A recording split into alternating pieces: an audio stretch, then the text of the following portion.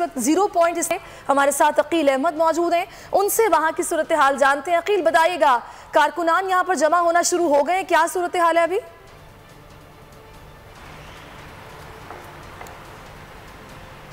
जी देखिए, बिल्कुल इस वक्त हम इस्लामाबाद के 0 पॉइंट पे मौजूद हैं, जहां से पीटीआई चेयरमैन इमरान खान की जानिब से ऐलान किया गया था कि इस्लामाबाद के 0 पॉइंट से एक रैली निकाली जाएगी शहबाज गिल पर तशद्दुद के ख़िलाफ़, और मीडिया पर जो हुकूमत की जानिब से पाबंदियाँ आयद की गई हैं उसके ख़िलाफ़ एक रैली निकालने का ऐलान किया गया था। आज शाम 5 बजे का वक्त दिया गया है। यहाँ से रैली इमरान खान की क़यादत में शुरू होगी और यहाँ से होती हुई F9 पार्क तक जाएगी और वहाँ पर इमरान खान जो है वो खिताब करेंगे।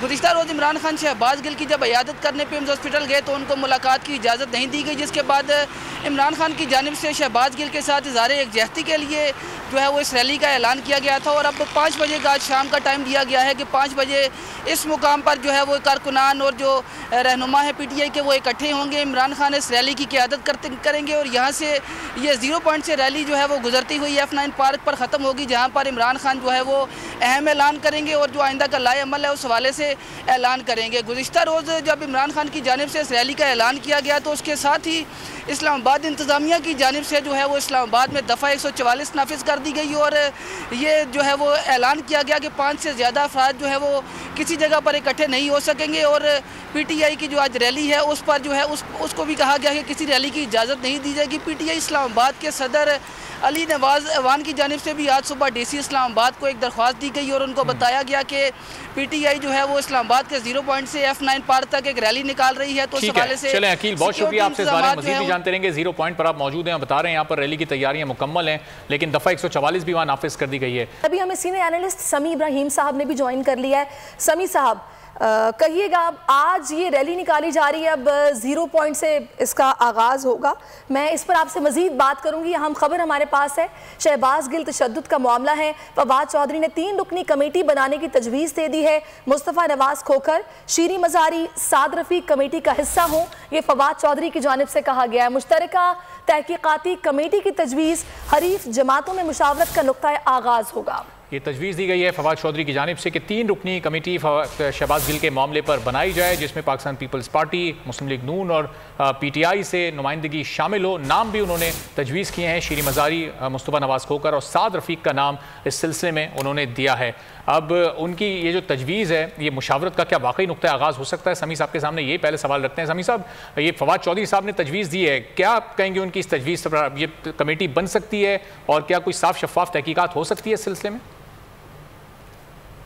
देखिए, ये बहुत अहम ये मामला है शहबाज गिल वाला, और उस पर फवाद चौधरी साहब ने जो बात कही है वो बहुत ही संजीदा गुफ्तगू है और बड़ी अहम गुफ्तगू है। और इसमें 3 इसके पहलू हैं। एक तो ये कि ये जो उन्होंने तजवीज़ दी है कि इसमें मुस्तफ़ा नवाज खोखर भी हो जाएं, भले साद रफ़ीक साहब हो जाएं, शीरी मज़ारी साहबा, 3 मेंबर कमेटी में पीटीआई आप देखें कि उनका सिर्फ 1 बंदा और जो हुकूमती इत्तेहाद है उसके 2 बंदे। तो एक तो उन्होंने इस बात पर भी एग्री किया है। क्यों ऐसा एग्री किया होगा उन्होंने, इसकी 2-3 वजूहात है जो हम डिस्कस कर लेते हैं। एक तो ये कि ये इतना वाज़ेह केस है शहबाज गिल साहब पर जो तशद्दुद हुआ, उसकी मैंने भी वीडियो देखी है। मैंने खुद जो चीखें हैं शहबाज गिल साहब की, वो मैंने खुद वो वीडियो देखी है। हम वो चला नहीं सकते चैनल पे, बहुत ही वो एक आसाब शिकन वो चीज़ है। तो इतना ये ब्लेटेंट केस है कि इस पर फवाद चौधरी साहब या पीटीआई ये कह रही है कि यार चलें, हम सियासी जमातें, हमारे बहुत सारे इख्तलाफात हैं आपस में, लेकिन एक नुक्ता जिसमें सियासी वर्कर्स की मारपीट वाला मामला है, इस तरह एक तशद्दुद वाला मामला है, it should come to an end. ये सिलसिला पाकिस्तान में ख़त्म हो चुका था। इमरान खान साहब के ज़माने में लोगों को मुख्तलिफ इदारों ने गिरफ्तार किया, नैब ने किया, FIA ने किया, अपोजिशन ये इल्ज़ाम लगाती रही कि जी वो करवा रहे हैं, लेकिन किसी ने आके ये नहीं कहा कि उनको जब किसी भी हुकूमती एजेंसी ने, पुलिस ने, FIA ने उठाया तो उन पर तशद्दुद किया गया। इस तरह का कोई किसी ने ये इल्ज़ाम नहीं लगाया।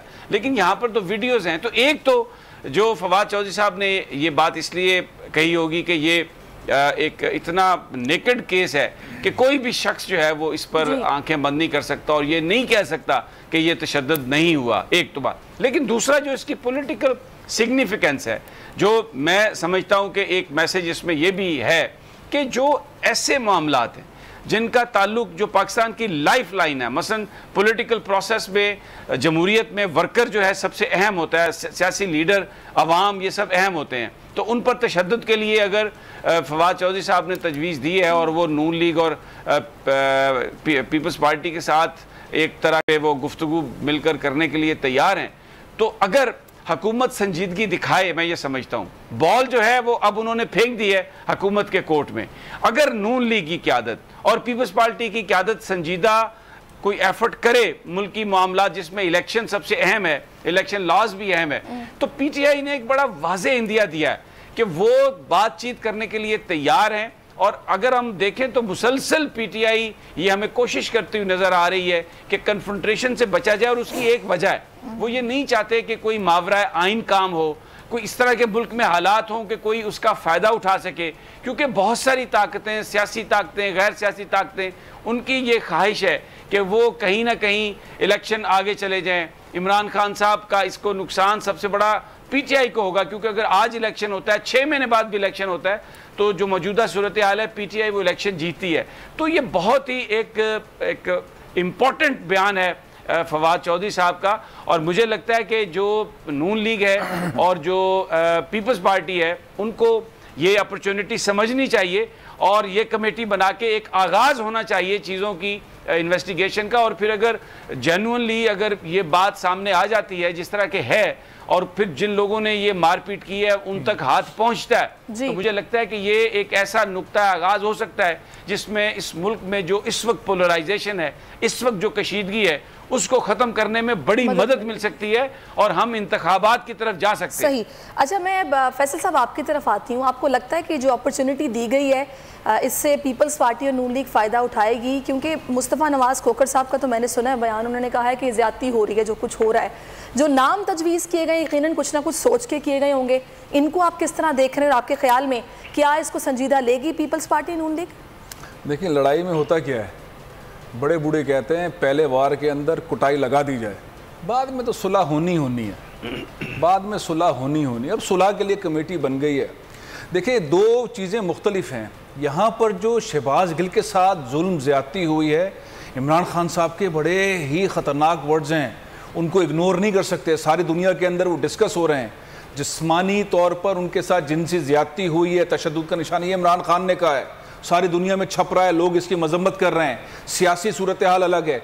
जो मुस्लिम लीग नून और पीपल्स पार्टी के लोग गिरफ्तार हुए हैं इमरान खान के दौर में, वो नैब केसेस में हुए हैं, उनके ऊपर कुछ नहीं। वो तो राडो घड़ी पहन के और रोलेक्स पहन के और सूट पहन के और परफ्यूम लगा के आते रहे, उनके ऊपर थोड़ी ये मामला था।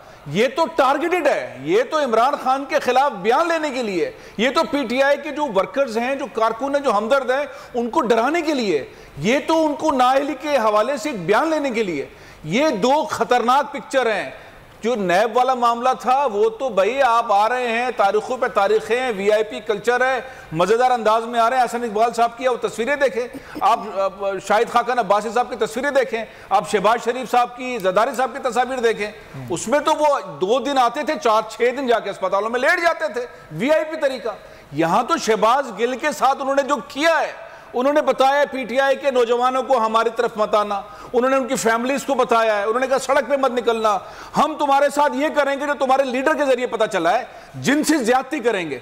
ये जो चीजें हुई हैं इस पे आप कमेटी बना के बात करेंगे? ये कमेटी बनाई जा रही है, कमेटी क्या बात करेगी? अभी जो परवेज इलाही साहब ने राउंड चलाना है वो कमेटी क्या, अब तो जो हो गया वो हो गया है और जो होना है वो होना है। जाहिर है कल मिलने नहीं दिया गया इमरान खान साहब को, नहीं तो बहुत सारी चीजें बाहर निकलती। आज तो इंतजार है इमरान खान साहब जो तकरीर फरमाएंगे, जो उनके साहब ने डॉक्टर्स की और वकला की इंफॉर्मेशन है वो क्या बात करेंगे। तो इसलिए केस ये बहुत मुख्तलिफ है। जो मुस्लिम लीग नून और पीपल्स पार्टी के लोग या दीगर पार्टीज के लोग जेलों में रहे इमरान खान के दौर में, वो पुरवकार बड़ी मस्त स्टाइल में रहे।